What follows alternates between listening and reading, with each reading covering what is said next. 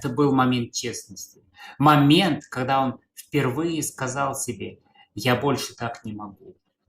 Не крик, не бунт, просто тихая и глубокая правда.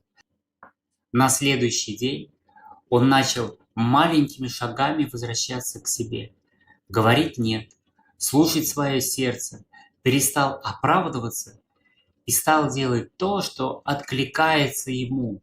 Это было трудно. Люди вокруг были недовольны, обижались, давили. Но чем честнее он был с собой, тем свободнее становилась его жизнь. Он перестал жить так, как должен, и впервые начал жить так, как хочет его душа. И знаешь что? Даже в его жизнь пришло больше любви, больше энергии, больше денег, больше смысла, потому что жизнь всегда помогает тем, кто возвращается к самому себе.